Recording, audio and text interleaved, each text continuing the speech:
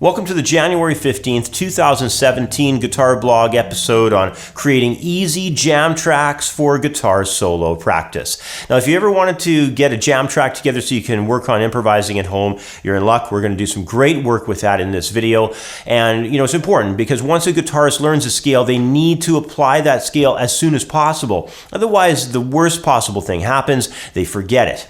Now, scales get forgotten because the guitarist never had a method for using it. See, once learned, scales need to be applied under a few related chords to help solidify their use musically. And the best way to do that is through creating some simple jam track recordings. If you're unfamiliar with what exactly a jam track is or how to make one, then this lesson should be quite helpful to you. Jam tracks, basically, they're chord changes played in a loop. They can be done through your basic home recording software or through the use of even something simple like a loop pedal.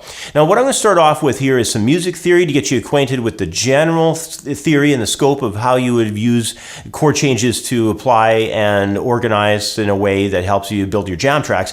And the next thing we're going to do after that is look at a basic way that jam tracks can be created in either major or minor. Well, before we get started in jamming out on some different tracks that we're going to have for practicing guitar solos over, I just wanted to bring you up to speed, if you're not familiar possibly, on the idea of chord harmony and how it's developed out of a key center. Now, what I've done is I've taken the key center here of C major, and I've got that laid out as a scale on the music staff. Each of these lower tones, as we move along here, these lower tones are the scale degrees. So you can see them moving C, D, E, F, G, A, B, C. Up above them, we have the chord tones stacked in thirds. So C, E, G, those are the chord tones that build a C major chord. D, F, A in the key of C major builds us a D minor chord on the second degree. E, G, B on the third degree gives us an E minor, and so on and so on. Now, if you're familiar with this stuff, that's fantastic. If you're not, then this is going to be really valuable to you in being able to build chord progressions. And what we're going to be looking at in the lesson plan is we're going to be in video part 1 looking at just basic 1-4-5 progressions. So if we look at this harmony and what's going on here, the Roman numerals that we have up top here, these Roman numerals are all basically set up off of the cycle of any key can produce these sounds. So it doesn't matter if we're in C major or F major or B flat major or G major, the cycle of movement of harmony always stays the same. So we're always going to have a 1 major chord, a 2 and 3 minor, a 4 and 5 major, a 6 minor, and a 7 chord that's diminished in every major key harmony. Now, when we move through minor keys, that's going to change. And what we have to understand is that the 6th degree of a major key is actually the 1 chord, or the 1 of the relative minor. So all these same chords function in the same way off of the A minor being the root for the minor tonality side of things, and all these chords will still be here. The 2 chord would be B diminished, the 3 chord in A minor would be C major, the 4 and 5 chords in A minor would be the D minor and E minor, and then the 6 and the 7 are the F major and G major. So you have to become acquainted not just with the major tonality, but also with what's referred to as relative minor tonality as well. Now, in the first part of the lesson plan, we are just going to be looking at 1-4-5 progressions because they're the easiest ones. They can help you get started in building jam tracks very easily. You can do lots of work with them. We're going to have a fun time messing around with them. We're going to have a progression that deals with the 1-4-5 being in a major key. So all those major chords are going to be functioning as the 1-4-5 progression moving through. And then we're going to flip around and work in minor. So we're going to have the 1-4-5 built as minor chords, and we're going to be able to build some nice jam tracks and do some good work. Now, if you're a member at creativeguitarstudio.com, if you have a paid membership, and you can check out the second part to this video, what you're going to find in there is we're going to start including some of these other chord types. We'll pop in the 3 and the 6, and we'll have a major progression that uses something other than the 1-4-5 principle. Plus, we're going to be looking at some extended chord concepts as well. That's when you take a chord and you reach beyond the simple triad or 7th chord structure, and you start adding in the 9 or the 11 and the 13 and all that. So we're going to look at extended chords chords as well in the part 2 section of this. So hopefully you'll be a member and you can check that out in the part 2 section. So what we're going to do now is we're going to wrap this part up of the theory explanation, and we're going to move into the first example live in the studio, and we're going to start breaking down 1, 4, 5 chord progressions. We're going to start with major. We're also going to do one in minor, and I think this is going to be a really good way for you to begin building your own jam tracks for doing guitar solo practice over. In our first 2 examples, we're going to be studying the most common chord movement found in the key centers of popular music. It's the 1-4-5 chord progression. Now, this movement happens in thousands and thousands of songs, and because of this, we can get a lot of skill from practicing our scales over the sound of the 1-4-5 progression. Now, in example 1, we're going to focus on the major tonality, and this sound makes up a large part of the popular music out there, and these progressions are going to be used to practice major scales primarily. And what we're going to do first of all here is in example 1A of your handout, we're going to be going through some typical open position chords for our key center, which is going to be the key of D major. So what we're going to run through are the 1-4-5 chords. Starting on the 5 chord, actually, we're going to start on the A. Then we're going to head over to the G, which is the 4 chord, and then the 1 chord, D major. So there's our progression. There's our 5, 4, and 1.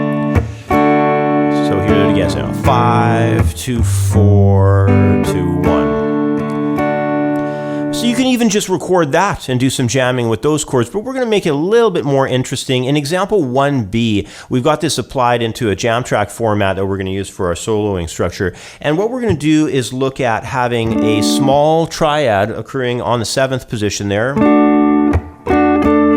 And you can hear I'm adding in a scale tone up there. There's an A tone that's coming in on the 10th fret of the 2nd string. Okay, so that's the D chord, and then I'm going into this shape here from 9, 7, and 8. It's a G chord. Then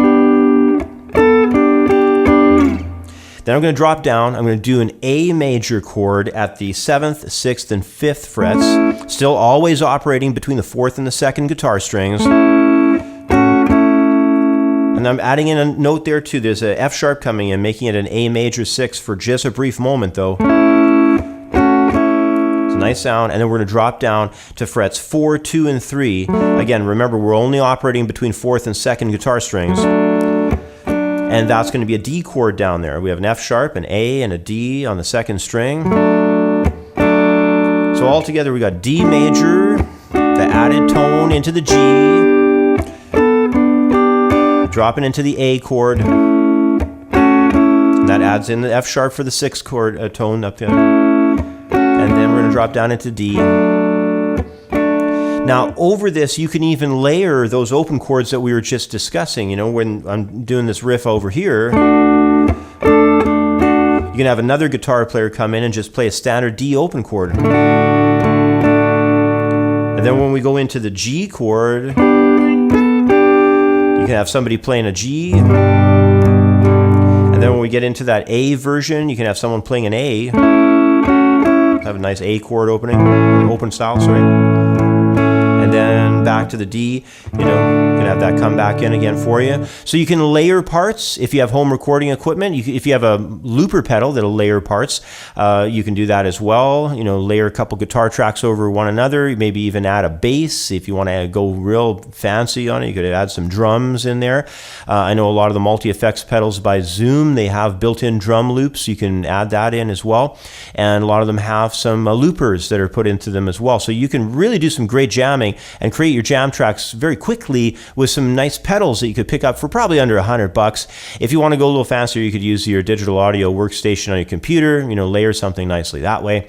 I just have this stuff on my small Ditto looper pedal on the floor, so I'm going to hit that, and I'm just going to play a little bit in the key of D major. Here we go.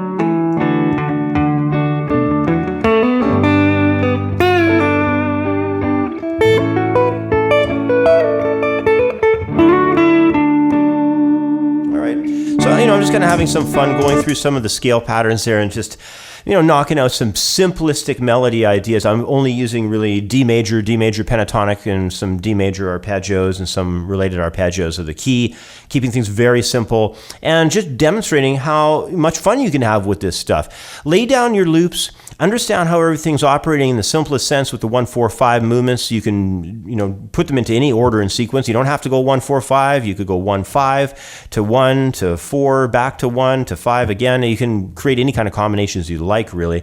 This progression that I have, it's coming at the 1 chord, and then it's going into the G, which is the 4 chord. So then it's coming up to the 5, and then going back to the 1.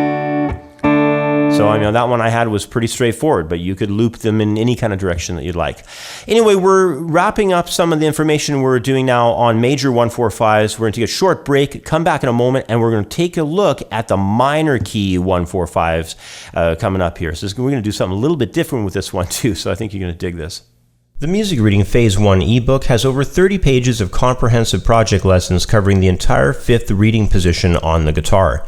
Music reading charts and drills will work to help students memorize the positions of all the 5th position notes, including important sharp and flat tones.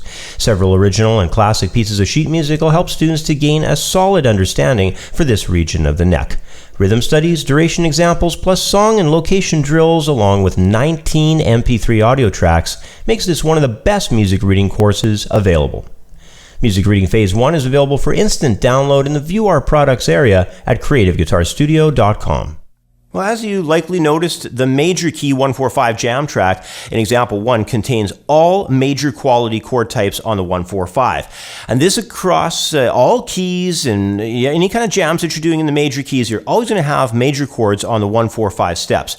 Now, this also occurs on roughly at least 75% or more of all your minor keys as well. So the minor keys can have other forms. However, the majority of them are just going to be minor chords on every one of those steps. On the 1-4-5, they're all going to be minor. Now, in example 2A, I've got some chord movements here out of the key of D minor. The 1-4-5 is going to be shown, and let's just take a look at that in example 2A there. We're going to start on the 5 chord. We have our A minor, and we're going to do this as bar chords. If you're following my curriculum on the Creative Guitar Studio website, this is in the intermediate guitar program. These are the pattern chords of pattern 4. And then this one here coming up on 5th string for the D minor, this is going to be the pattern 2 minor. So pattern 4 minor for A, pattern 4 minor for G, and then the pattern 2 minor for the D minor chord there. Now, those are just some bar chords, but we're going to, just like we did with example 1, we're going to spice this up a bit. We're going to make it kind of a little bit more interesting here. And what we're going to do is take a drone note, because we're in the key of D. We do have an optional open 4th guitar string D there. So we're going to take that open drone tone of the 4th string open, and we're going to put it on the bass of some triads that we're going to use on the top 3 strings. First one we're going to look at is a small D minor triad, frets 7, 6, and 5. Then we're going to go into a bar chord, triad bar chord on 5th fret. That's for the A minor. And then what we're going to do is we're going to really get a little fancy here for the G minor. We're going to have a small G minor shape at 7, 8, and 6, and then drop down in the same measure to a small bar chord at the 3rd fret. So those are both G minors. And then we're going to head to a standard D minor open position chord. I'm sure you probably know that one, frets 2, 3, and 1. But then we're going to shoot all the way up to the 10th fret and do a higher version of the D minor up there. Now, we still haven't added in that low 4th string open, so we're going to pedal that as a very 8th note, consistent 8th note feel, and it's going to go like this. Here's the A minor, and then we're going to move up G, and then the other version of G, and then D minor, up to that high D minor in there. Let's do that again here. D minor, and then A minor. Then the 2 versions of G, one there, and then one here, and then the low D minor and the high D minor.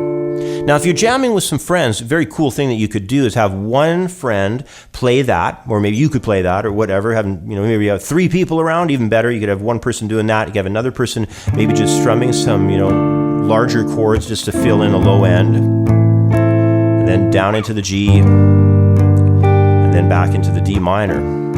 And then, third person, if you got 3 people, the third person could be doing some solos. Now, this is just standard, D natural minor. So you could play D minor scales on this stuff. Do some pentatonic. Or you could do some arpeggio work.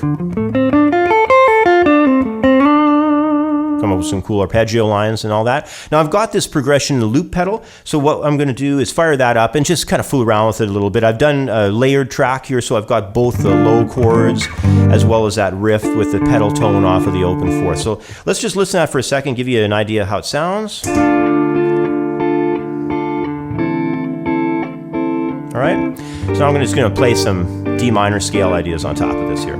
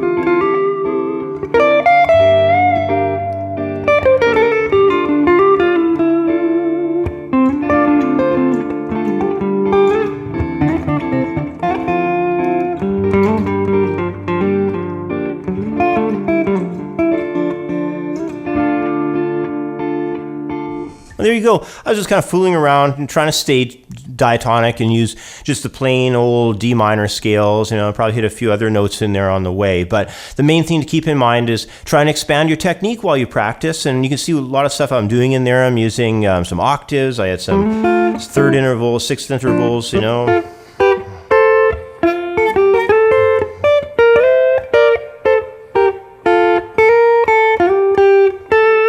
And you work on resolutions and chord tone targeting. I think I even have some octaves in there. Trying to come up with different ideas.